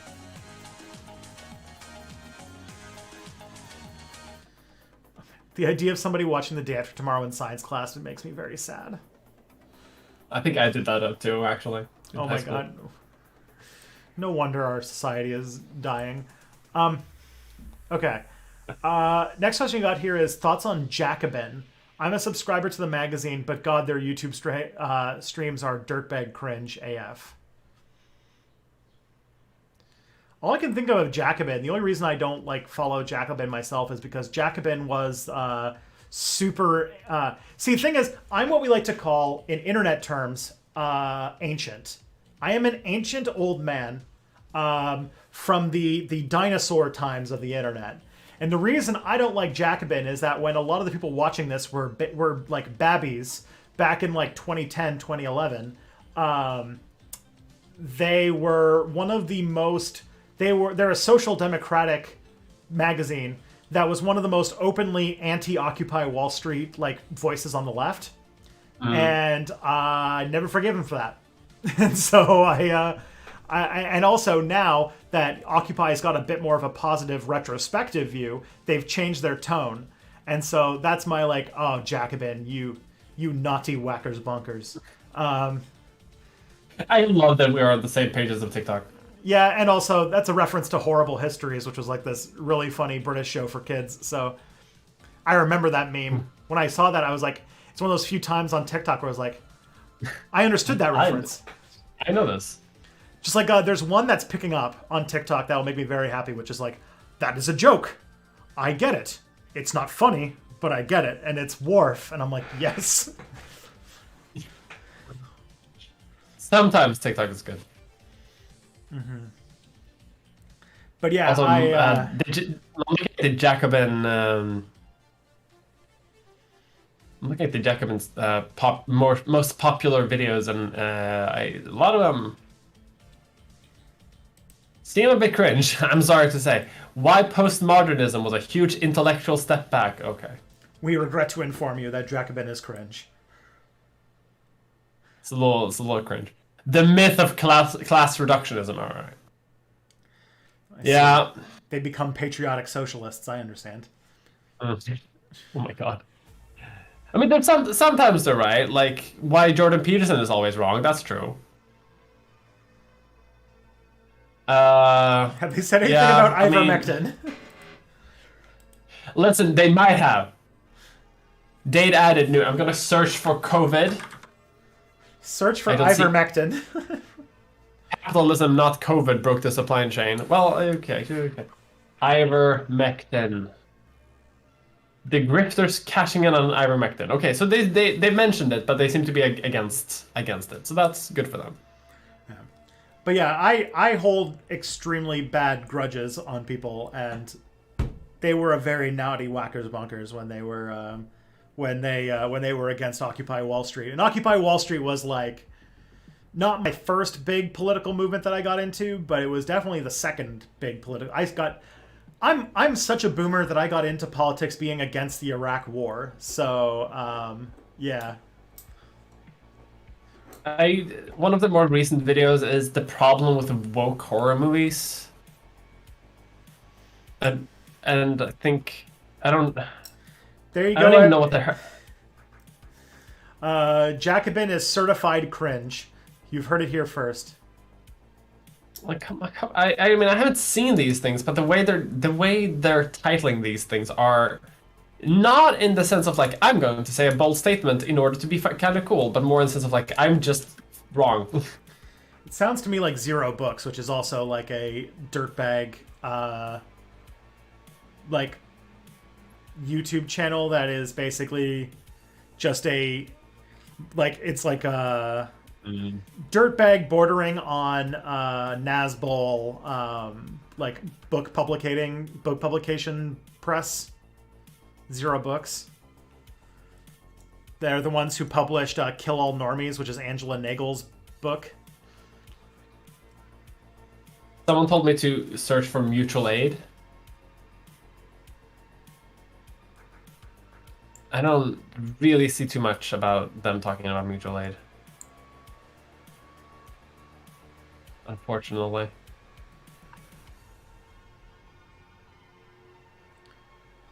Anyway, they're cringe. Yes, certified cringe. There you go. Got the stamp. The morning Discord, morning discourse, Monday Discourse, certified cringe stamp. The first one to get it. Yeah, we should do this like a few times a month. It's just We should just deem something cringe. Two- Then we will yeah. become very popular on the Twitch debate scene. yeah. I don't think millennials are capable of claiming things are cringe. I think that cringe was made to describe us, but that's fine. Oh yeah, for sure, 100%. I mean, but I feel like because we embrace the cringe, because we are cringe, we are free, Yes. and we can gladly call out to those who are among us in the cringe, lost in the cringe. We recognize ourselves. Yeah, cringe recognize cringe. Is Mia a millennial? Yeah, you're born before 1996. I think you're like 93 or something, right? Yeah, I'm exactly 93. Yeah, Yeah. I am a millennial. I'm a bit on the younger side, but I'm still a millennial. Yeah. I don't understand Gen Zers at all. I understand millennials. I don't understand Gen Zers, even though I'm probably closer to more Zers than millennials. Most often when people outline the years of millennials, I am the exact middle year of it. I am the most millennial. Yeah, you're the perfect millennial. I was born in 1988. I was 12 years old when, or no, 12 years old when 9/11 happened. I am the millennial.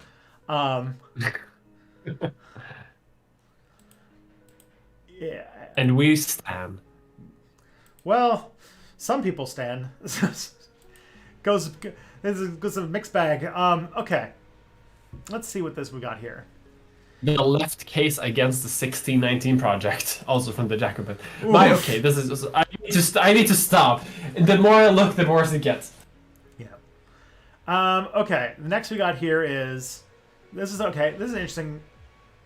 Okay. This is a question I think for you. So, it's about gender in a way that you would have more to say than I would. Is how conventionally feminine or masculine a person is in early childhood at all predictive on whether or not they'll turn out to be trans later on? Like, suppose you have an AFAB kid who wants to spend all their free time playing with dolls and dressing as a princess. Is a kid like that less likely to turn out to be a trans person rather than a AFAB kid who's had more conventionally masculine interests? I've read a little bit of research about this, and I honestly think there is zero correlation. There's like none at all. Interesting. What does happen though? What does happen is that kids who exhibit like what psychologists call cross-sex behavior, which is the weirdest phrase in the history of the world, are more likely to be like referred to gender identity clinics. Because typically, like, schools and parents and society think wrongly that because there is this behavior, they are more likely to be trans. People think this is a behavior, which makes it so that those who do cross-sex behavior are more likely to, like, if they are trans, they're more likely to be like introduced to the system, to the trans healthcare system than otherwise. But I've also seen that, like, if you start measuring like the people who actually like go through with trans healthcare, like the people who get through like the initial interview, basically, there's no correlation. Like they just get filtered out, and then whatever like stereotypically gendered behavior just goes away. Yeah, I think you mentioned. It doesn't go like you know. I think you mentioned in a previous stream that, at least in your case, but it sounded like you kind of talked as if you weren't alone, that a lot of times it was around like when body changes start happening in puberty that you start to notice that things are not going the way that you want them to, and that's when those kind of questions start to come up, really. Yeah, when puberty hits, because kids, a lot of kids have sort of thoughts about gender identity. And for a lot of them, they sort of grow out of it as they enter puberty. But a lot of people get into puberty, and it gets worse, or it starts at puberty. And though the puberty people, those are the ones that doctors and psychologists are more interested in, because those are the ones that are much more correlated with whether or not they're trans or not. And that's a measurement of like gender dysphoria rather than like gendered behavior. And like in my case, yeah, like the puberty, by the way, it's not like, because people think about puberty and they think like, oh, when like people are 17, like when people are like 12, Yeah. like the very earliest onset of puberty, like, and a lot of kids are like, oh fuck no, this sucks. What about and then puberty could possibly contribute to gender dysphoria? I don't know. Yeah, exactly. So that's something that's more of an indicator. Like, do they experience gender dysphoria when they start developing like gender characteristics? That's more indicative. But even that's not like perfect either. Like there are people who exhibit something and then they don't. Like there are kids who have gender dysphoria but end up not being trans, and then there are kids who, a lot of kids who don't have any gender dysphoria whatsoever, and then they get into. Did someone message me? They don't experience any dysphoria, but then they install FaceApp one day, and 6 months later, Yeah. 6 months later. Yeah. They don't experience anything, but they find, but then like later, like as an adult or whatever, like things happen. So it's not a perfect indicator, but there is a correlation there. But when it comes to like behavior, nothing. I would be interested to see if, because I guess it would be hard to do because it's sort of not a thing I imagine that you just figure out all at once. It's sort of a thing that of building realization. But it'd be interesting to see if there was like any kind of tendencies about the ages that people start to realize that something is off about the gender they were assigned and the one that they feel attached to. And I'd be curious about where that happens or when that happens in like sort of a bell curve way. But that would be a very hard study to do because as any trans person I know, it's a thing that is sort of a growing realization that takes years. Yeah, I think for a lot of people it is like that. I think for me personally, it was literally I saw a transition timeline on 4chan when I was like 18 or 17, and I went from 0 to 100 in like half an hour. Oh my. So I think a lot of people do have like a growing sort of like thinking realization, and for me it was literally just like half an hour.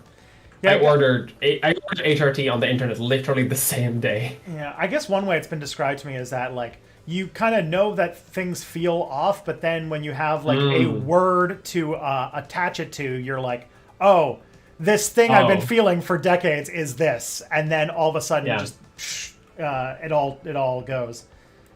Yeah, exactly. That's a much better way to describe it. Interesting. I would love to see like studies about like cross-sex behavior in kids to just see how much like parental or societal acceptance has to do with like how much they behave, and if that has any correlation with whether or not they're trans or not. I don't think it would have any correlation with whether or not they're trans if more studies were made on it, because so far there has been no evidence to indicate that. But someone typed something in chat which gives me the indication that like if a kid is allowed to do cross-sex behavior, then there maybe be more allowed to also be trans, which may talk about like I think like who is openly trans versus who is not openly trans, and that's a different thing. And I would be interested in seeing that too. There's a lot of trans science that hasn't been done yet, but I'd love to see it. Yeah, I bet you could build a false relation because a lot of people who can like participate in cross-sex behavior, as apparently it's called, are probably in a living condition that would be more open to them coming out as trans because it's obviously a less traditional context when it comes to gender than say other ones. That's interesting because that would cause a relation. Yeah, like it would the appearance of a relation, right? Like it would look like one, even though it might not actually be there. Like a false positive. Yeah. All right, I'm learning so much. All Me too. right. These are interesting questions, but Yeah. but to answer the question, like in short, there has been no correlation so far. What people have seen in terms of how kids behave. Also notable is that it's a criminally understudied group of people. That there's Oh not yeah. that much data. Like the fact that like there was that really big study on LGBTQ plus Americans that came out earlier this year, and it was huge because it was like the first really big study on sexual and gender identities on a broad population to come out. Like that was one of the first. That was one of the first studies that actually asked a large percentage of the population, or at least a representative sample of the population, whether or not they were trans. So we could even know, because like a year or two ago, you could not say with much certainty what percentage of the population was trans. Yeah, no, people just fucking guessed. Yeah.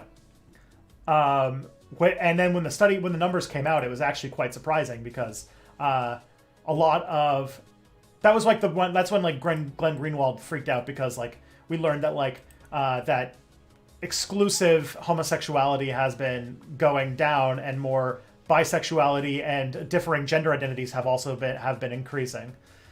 But that's the thing, though. That's the most funny part about Glenn Greenwald is that like even like just flat out homosexuality still increased. Oh, so just But didn't it increase hasn't, as but much. it hasn't increased as quick. Yeah, it hasn't increased as quickly as the bisexuals or trans people have. So Glenn Greenwald was losing his shit about like how the bisexual trans people are like erasing lesbians, even though there are twice as many lesbians now as there were like a few years ago. Yeah. Like, so like it made no sense. Yeah.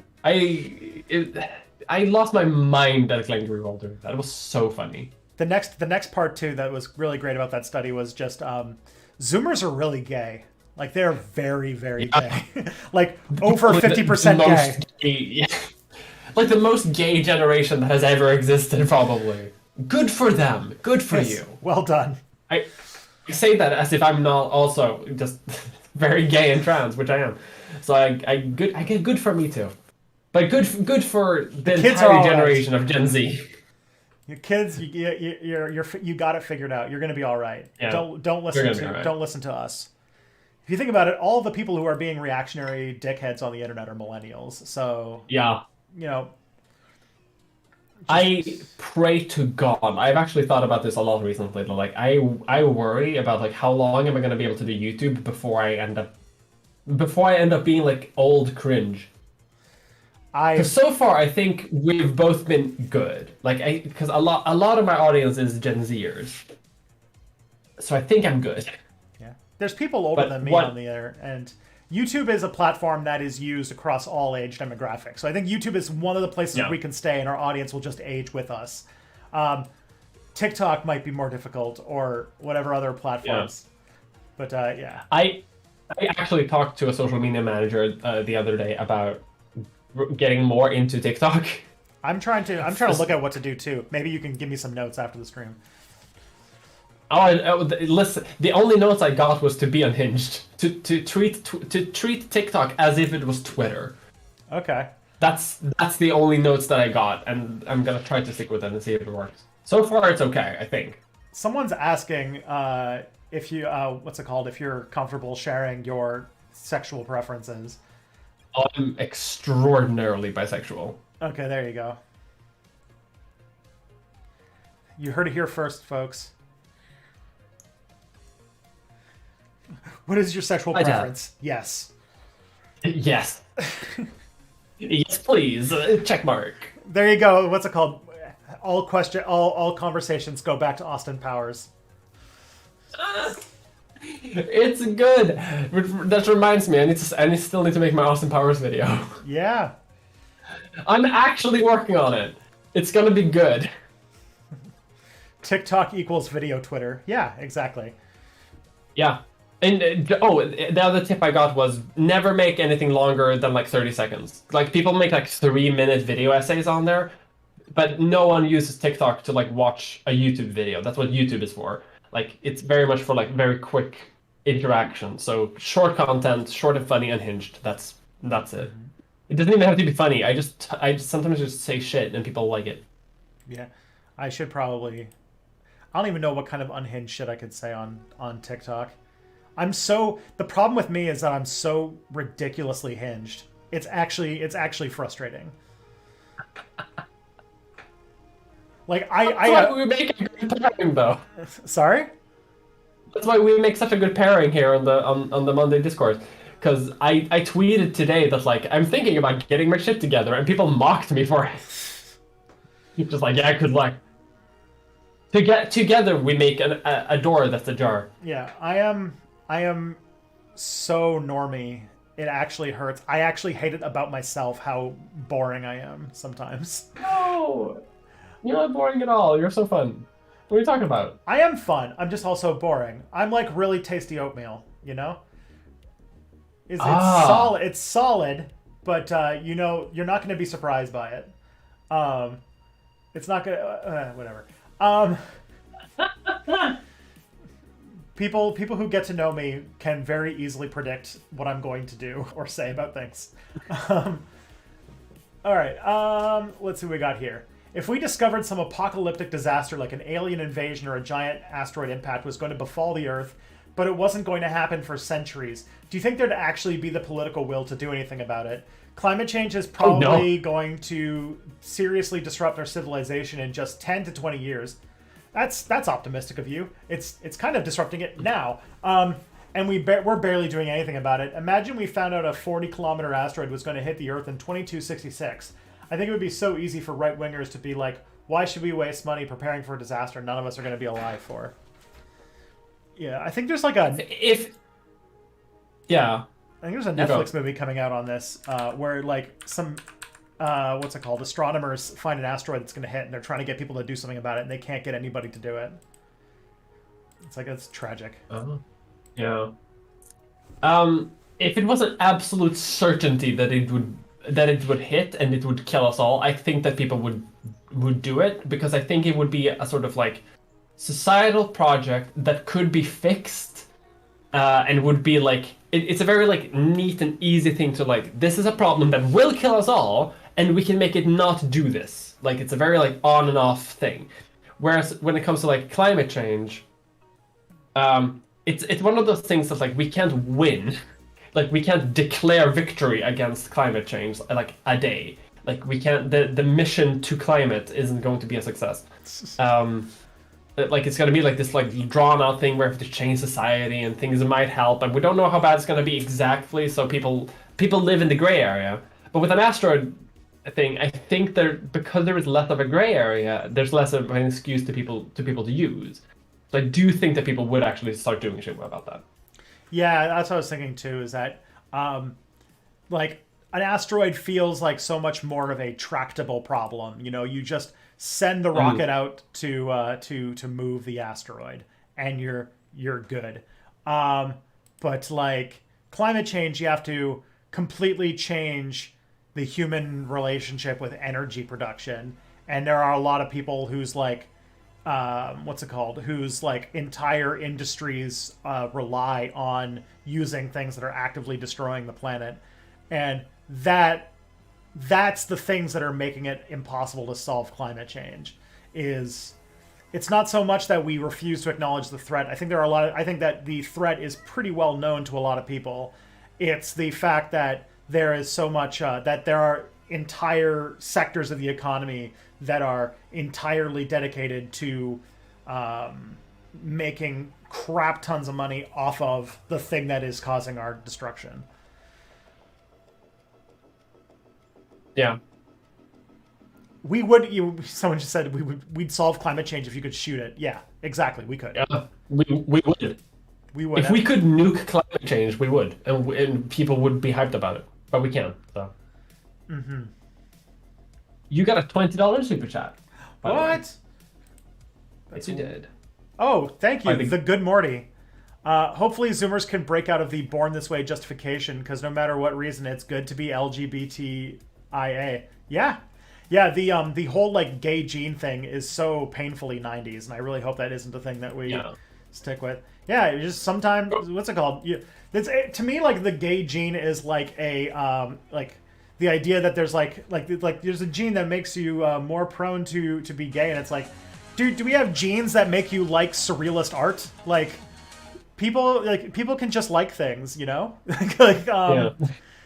People have preferences. It's just kind of part of being human. It's probably a complex relationship of a lot of experiences and society and maybe a bit of, you know, your biology, but for the most part, it's like, you know, it's a complicated mix of a bunch of things, and I'm sure that's the same with like what you find attractive, and I don't know. Yeah, like humans are weird like that. and much like kind of with surrealist art thing, like you can't control whether or not you like anything. Like that's impossible. It's impossible to willfully not like something or to willfully like something. Yeah. You just do or you don't, and I don't know. I don't know why we. I mean, I kind of know why we had to look for a genetic explanation, because it was the only way that they were going to talk some people into just not doing bigotry about it. But yeah, I think it's a step on the way, right? Like that's why people use it, like that argument, like to reduce bigotry, and then when the bigotry is like gone, then we can be like, well, actually, some people just are like that, and it's fine. It's a similar reason why like a lot of trans communities don't really use the term like born in the wrong body anymore. Like that used to be way popular like in the early 2000s and the 90s. Like trans people are like a woman trapped in a man's body. Yeah, I remember they kept doing like the female brain scan study thing, and it was like, yeah. And like and it's all bullshit that like people just said so that like so that straight white people, straight white cis people would like get that like this isn't something that like we can just like behave ourselves out of, and then once they kind of got that, then we can then people started removing the sort of like building block to that. And it makes something that doesn't necessarily have to be an immutable part of your core person to be. This is like one of the weird things that comes with a lot of the way that we do identity politics in our modern age, especially when it comes to LGBTQIA like stuff, where it's like these are treated like they are immutable, like permanent categories. When people change over time, people develop as people, and these things can like change, adapt, or like what's it called? They like people grow and explore as humans, and the sort of like essentializing these kinds of things is not only not scientific, it also is kind of confining. Yeah. And that's the main thing on that. Okay, next we got here. Oh, it's 2:00. Never mind. Yes. I was about to say. Okay, fair. Then we should probably find somebody to send raids to. Let's take a look. Let's see who's on. MX Emily, a regular. All right then. Everybody, did I see your request? Yes, I did. I changed it. All right, everybody. Nice.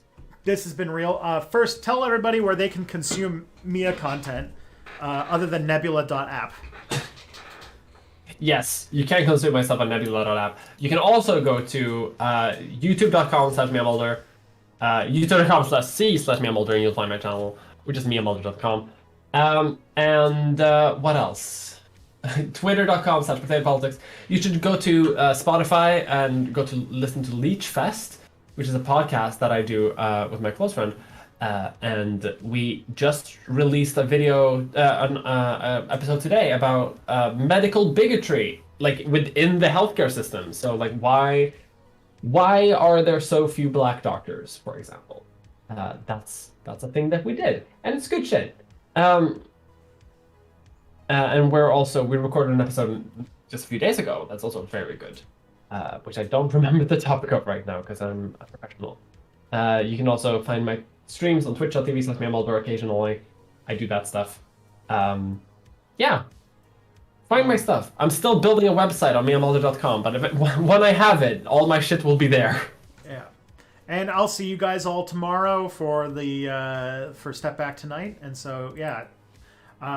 Take care of yourselves, take care of each other, and for everyone on Twitch, let's go give a big, warm step back welcome to Emily. And yeah, see you on the other side.